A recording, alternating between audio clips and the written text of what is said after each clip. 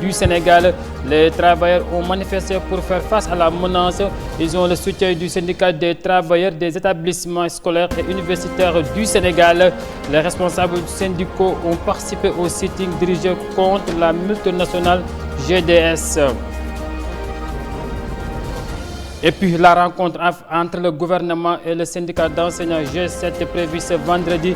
Les enseignants décisionnaires réclament leur place à la table de négociation. Ils veulent porter eux-mêmes leur plaidoyer pour l'intégration dans la fonction publique.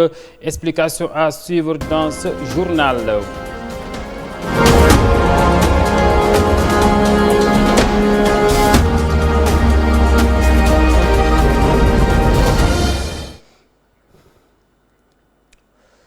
Bonsoir. 15%, c'est le taux alloué aux artisans pour la commande publique.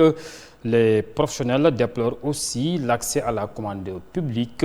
Le ministre du Tourisme et de l'Artisanat rassure et préconise la formalisation. Amina Payam. L'accès à la commande publique, une préoccupation du ministère de l'Artisanat qui rassure les acteurs. La problématique de l'accès à la commande publique constitue une des préoccupations chères à M. Moutaga Diao, ministre du Tourisme et de l'Artisanat. Et ses services techniques sont également à pied d'œuvre avec les acteurs concernés pour voir comment améliorer l'accès des artisans à la commande publique. L'accès à la commande publique est important. Et surtout l'approche territorialisée, puisque ça permet de corriger les disparités territoriales qui peuvent impacter négativement. L'approche a été inclusive. D'où la nécessité de la formalisation des acteurs. Donc, ce qu'il faut noter d'abord, c'est que l'artisanat en grande partie évolue dans l'informel. Et les statistiques officielles sur l'informel, c'est un peu difficile pour les évaluer. Donc, et avec ces nouvelles autorités qui ont carrément mentionné dans leur vision d'élargir cette ambition, de rendre à la limite, disons, obligatoire l'implication des artisans pour la commande publique, notamment sur les produits 100% made in Sénégal. 15% est le taux minimal alloué aux artisans par rapport à la commande publique. Le taux de 15% d'abord est une incitation, c'est le minimum. C'est-à-dire les autorités ont jugé nécessaire d'inciter en tout cas les structures de l'État à accorder au minimum 15% de la commande publique. Minimum 15% commande publique. Artisans yi mën ci jot ci mobilier comme état dafa ni minimum donc dina baax non seulement lépp li nga xam ni état bi prévoir na que artisans yi mën ci jot. En marge de la journée de la commande publique, le projet mobilier national est en cours. Objet, faire développer le secteur de l'artisanat sénégalais. Amina paye les artisans qui sont confrontés de nombreux problèmes, à savoir le problème d'emballage, mais aussi l'arrêté de la matière première qui est la peau de mouton et de vache. Ndongo Thiam est le président du collectif des cordonniers du Sénégal que je propose de suivre.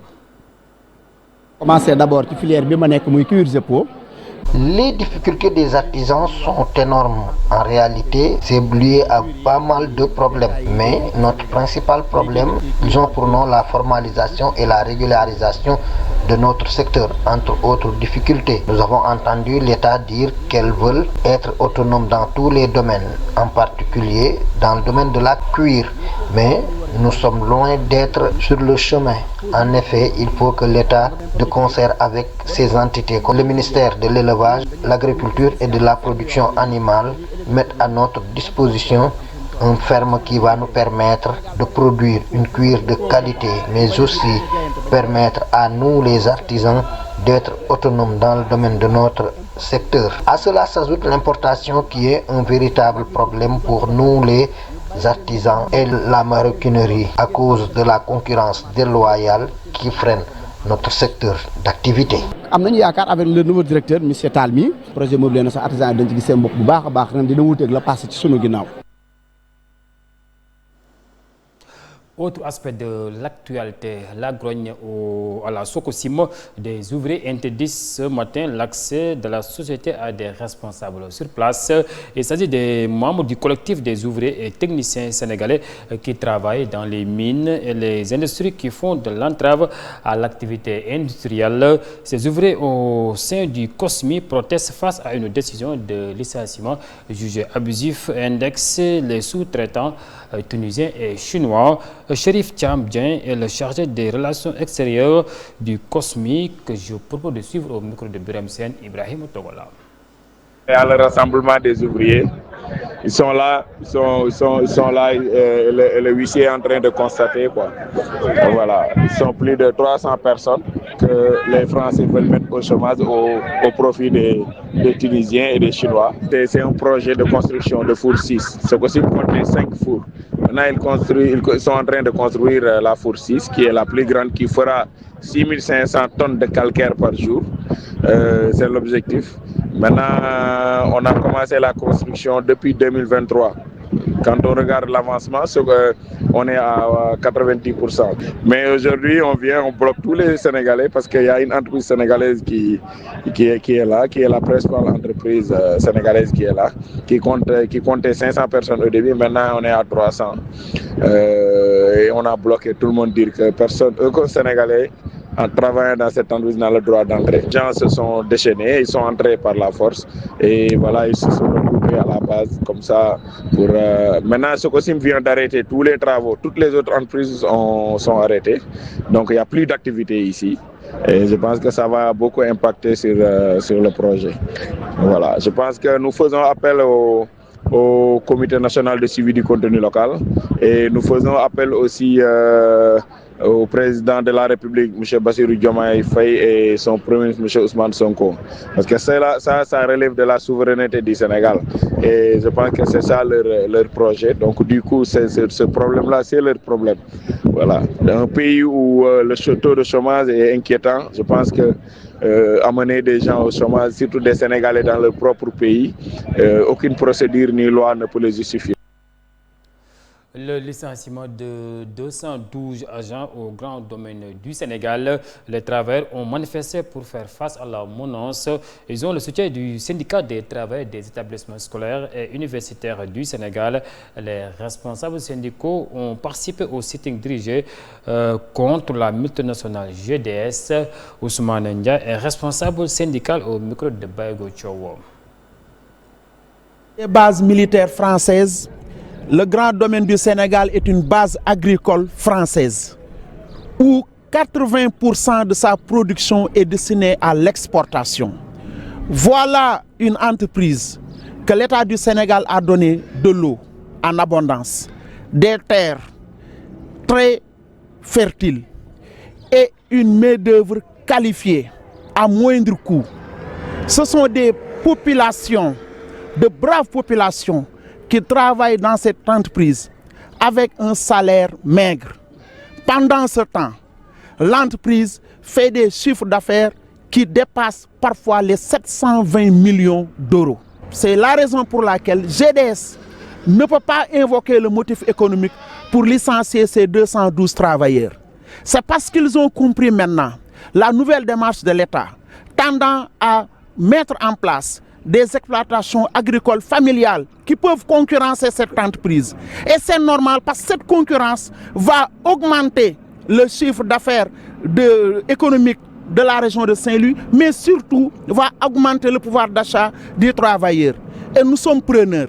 C'est la raison pour laquelle nous demandons à cette entreprise de revoir sa copie, de demander aux autorités sénégalaises d'avoir un œil sur cette entreprise qui fait énormément de bénéfices, mais qui paye de manière misérable ses travailleurs. Il réclame le place à la table de négociation prévue ce vendredi entre le syndicat d'enseignants G7 et le gouvernement. Les enseignants décisionnaires veulent porter eux-mêmes leur plaidoyer pour l'intégration dans la fonction publique. Ces enseignants non fonctionnaires restent par ailleurs préoccupés par le déficit du personnel enseignant et des abris provisoires. Amadou Diène Camara est le coordonnateur national des enseignants décisionnaires du Sénégal, joint au téléphone par Papa Sanchoup.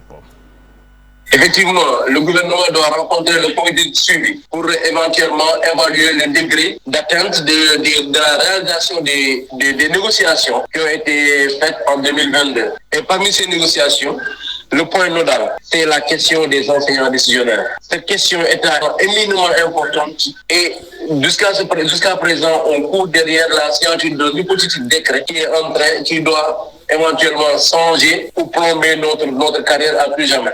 Étant donné que c'est un sujet éminemment important, et comme dit l'adage, tout ce qui se fait pour toi, sans toi, se fait contre toi. Nous qui sommes les concernés, nous qui vivons la situation, nous qui souffrons dans notre chair, nous voudrions vraiment que lorsqu'on décidera de notre sort, qu'on soit présent lors de ces rencontres-là. Et le déficit d'enseignants et le déficit surtout de tablement et la floraison des abris provisoires que les gouvernements qui sont passés ont promis de résorber. Mais jusqu'à présent, on constate qu'il y a des abris provisoires qui foisonnent.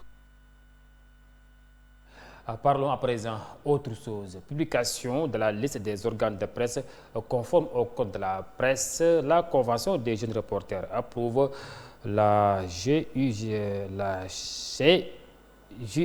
j'y arrive, milite pour une presse de qualité et une meilleure condition de travail des journalistes. Les membres préconisent par ailleurs le dialogue entre les autorités et les patrons de presse. Migui Marem Ndiaye est le président de la Convention au micro d'Amina Peya. Cette année, c'était la 4e édition. Alors, le Sargal a été initié par mon prédécesseur Ibrahima Baldé. C'était pour dire merci. Merci aux doyens et doyennes de la presse sénégalaise. Et nous avons préféré dire merci de leur vivant. Parce que ce sont des hommes et femmes qui ont tout donné pour cette corporation, qui se sont battus pour la démocratie, mais également pour la liberté d'expression. C'est pourquoi nous, en tant que reporters, nous avons trouvé nécessaire depuis maintenant 4 ans d'organiser cette activité afin d'avoir un rendez-vous, d'y donner et de recevoir. Vous avez suivi, ils sont une vingtaine. Ils ont raconté leur expérience, leur vécu. Et la finalité, c'est de pousser les reporters pour qu'ils puissent retenir la leçon, mais également de tout faire pour qu'on puisse avoir une presse de qualité au Sénégal. Depuis des années, nous pensons que ce rendez-vous doit avoir lieu, un rendez-vous du donner et du recevoir avec les anciens pour voir ensemble comment nous pouvons collaborer pour une presse de qualité dans notre pays. Nous avons profité également de cette tribune pour plaider pour les reporters du Sénégal qui sont dans des situations difficiles. Nous avons pris l'exemple de nos confrères de E-Média qui sont restés 5 mois sans salaire. Les confrères de E-Média ont pris la décision de parler. Mais nous savons que dans les autres entreprises, la situation est beaucoup plus compliquée, la situation est beaucoup plus dure. Ils souffrent en silence. Nous avons interpellé les autorités étatiques pour qu'elles accompagnent le patronat de la presse sénégalaise. Le dialogue doit avoir lieu entre le président de la République et le patronat, entre le gouvernement et le patronat. Ils doivent s'asseoir autour d'une table pour trouver des solutions afin qu'on puisse avoir une presse libre, responsable, mais également permettre aux reporters d'être dans de bonnes conditions de vie et de travail. Des médias sont honorés dans cette 4e édition de Sargal et restent inquiètes du comportement actuel des femmes dans le secteur des médias et parlent de plus de responsabilité dans le traitement de l'information. Suivons leur réaction au micro d'Amina Peya. Il n'y a pas beaucoup de femmes et de jeunes femmes. Donc, comme je l'ai dit dans le portrait, il faut qu'elles mettent de côté les talons, les robes, les tenues sexy, qu'elles mettent des trainings, des jeans, qu'elles attaquent le terrain. Parce qu'en fait, c'est le terrain qui m'a permis d'avoir ce prix. Ce sont les forces de défense et de sécurité aujourd'hui qui m'ont permis d'avoir cette distinction. Ce sont les syndicalistes parce que j'ai couvert plein de marches, j'ai couvert plein de manifestations, j'en ai bavé, je l'ai dit, mais j'aimais ce que je faisais. j'aimais ce que je faisais. Et j'ai dit qu'au bout de l'effort, il y a la récompense. Sentiment de fierté, parce qu'aujourd'hui, c'est une distinction importante pour moi, venant de mes confrères, des journalistes comme moi, qui ont décidé de m'honorer, de m'honorer à travers ce prix. Et j'en suis très reconnaissante. De longues années de travail, et là, ça me fait penser à mes débuts. C'est mon passage à Walfadjri. Parce que Walfadjri, c'est un passage très très important pour moi, parce que j'ai rencontré là-bas un homme à qui je rends hommage aujourd'hui, Sidi Lamine Niasse. Un masculin, un milieu fermé, mais moi, en intégrant le sport, en choisissant de faire du sport, je me suis considérée juste comme journaliste. Merci beaucoup. Comme vous l'aviez dit, la Convention des jeunes reporters du Sénégal vient de nous honorer pour du tel service rendu à la presse. C'est tout un honneur pour nous. Je me suis engagée pour la promotion de la santé. Vous savez, bon, déjà dans notre société, ce sont les mères qui s'occupent de la santé des enfants, de la santé de la famille. Et aussi, mon environnement a beaucoup influencé mon penchant pour la santé.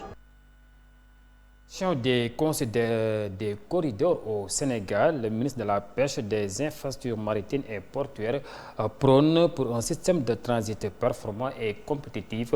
Fatou Diouf invite le Conseil sénégalais des chargeurs à plus de collaboration. Elle préside l'ouverture de l'atelier du Conseil. La voici avec Moussa Diop Pipa, Moussa Kamara. C'est une question très importante, cruciale pour les hautes autorités de ce pays. Dernièrement, nous avions organisé un conseil interministériel sur les infrastructures maritimes et portuaires. Et à l'occasion, n'est-ce pas, de ces échanges, nous avions compris l'importance, l'enjeu que représentait une bonne connectivité, n'est-ce pas, au niveau du pays.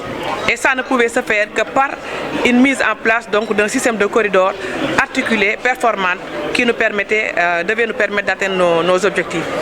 Et donc c'est l'objectif de ce séminaire, assurer la connectivité, donc que la marchandise puisse quitter le Sénégal, passer par le port, traverser l'ensemble du pays, aller vers les pays de voisins en toute efficacité, en toute sécurité, et ça grâce à une bonne connectivité, n'est-ce pas, qui repose sur le corridor. Maintenant, je veux magnifier en tout cas le rôle que joue le Conseil sénégalais des chargeurs par rapport à cette situation. Parce que vous l'avez compris, il y a la vision 2050 qui donne une grande place à la connectivité. Il faut que nos pays soient accessibles pour être compétitifs, pour que notre économie également soit performante. Maintenant, saluer l'initiative que le Conseil a compris très tôt et c'est levé dès maintenant, n'est-ce pas, pour, comment dirais-je, en tant qu'autorité de la réflexion, n'est-ce pas, travailler sur ce système en collaboration avec tous les acteurs concernés dans une démarche inclusive, parvenir quand même à trouver des solutions et à faire des propositions concrètes qui vont nous permettre en tout cas de garantir une bonne connectivité de nos marchandises qui pourront quitter notre pays, aller vers les pays voisins et nous valoir en tout cas des gains en tout cas sur le plan économique. Bien sûr, c'est ça même la vision aussi de notre gouvernement, parce que nous pensons qu'il ne s'agit pas d'une dichotomie entre le public d'un côté et le privé d'un autre côté. Nous pensons que nous sommes tous ensemble et que nous devons œuvrer ensemble pour le développement de ces pays. Sur l'installation du tribunal de grande instance de Rufisque, après son inauguration le 26 janvier, le palais de justice de Rufisque est la 10e juridiction de droit commun du Sénégal.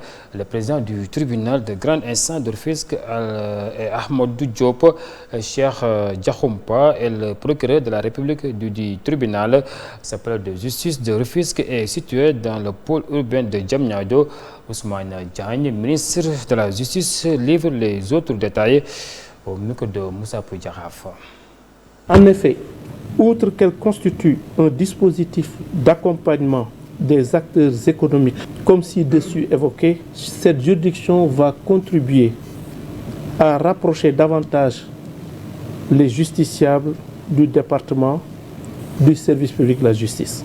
Issus des communes de Bargny, Diamniadio, Diakhaï, Rufisque Est, Rufisque Ouest, Rufisque Nord, ville de Rufisque, Sangalkam, Sébikotane, Sendou, Tivaouane Peulh, Niague et Yen, ces populations n'auront plus à se rendre jusqu'à Dakar pour faire examiner leurs différends relevant de la compétence du tribunal de grande instance. Il en est de même pour la délivrance de certains actes comme le bulletin numéro 3 du casier judiciaire.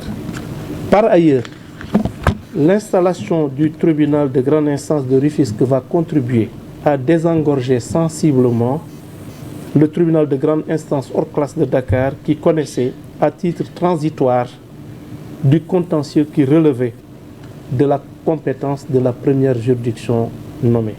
Mesdames, Messieurs, à compter de ce jour, le tribunal de grande instance de Rufisque sera la 17e juridiction de droit commun de la catégorie à compléter la carte judiciaire du Sénégal. Et c'est la fin de cette édition. Merci de l'avoir suivi. Merci à l'équipe technique pour la réalisation de ce journal. Restez fidèles au programme de Dunia Vision. Bonne fin de soirée. Au revoir.